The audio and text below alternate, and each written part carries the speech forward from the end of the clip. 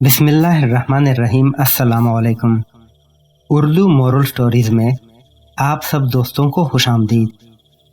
एक शराबी ने किसी आलिम से पूछा, जनाब मुझे बताएं कि अगर मैं खजूरें खाऊं तो आपको कोई एतराज़ है? आलिम ने कहा, मुझे इस पर बिल्कुल भी कोई एतराज़ नहीं। शराबी ने फिर कहा, अगर उसके साथ कुछ जड़ी बूटियां खा लूं तो? आलिम, कोई रुकावट नहीं। शराबी, और अगर इनमें पानी शामिल कर लूं?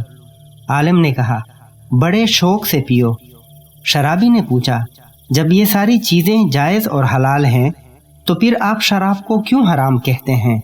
हालांकि शराब में भी यही चीज़ें तो हैं जिनके खाने और पीने की इजाज़त आप दे रहे हैं, यानी खजूरें, पानी और जड़ी बूटियां।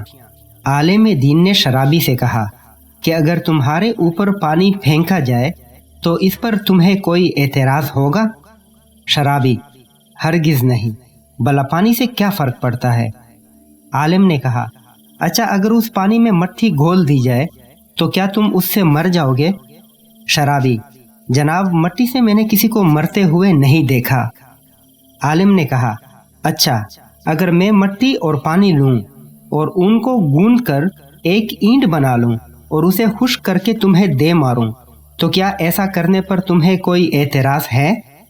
शराबी कहने लगा, जनाब इससे तो आप मुझे कत्ल कर देंगे। आलिम ने कहा, शराब का भी यही हाल है। अल्लाह पाक ने हमको जिस बात से भी रोका है उसमें कोई ना कोई मसलहत है। हमको अपनी तरफ से तावीलें नहीं गढ़नी चाहिए, बल्कि अल्लाह के अहकामात की पैरवी करनी चाहिए।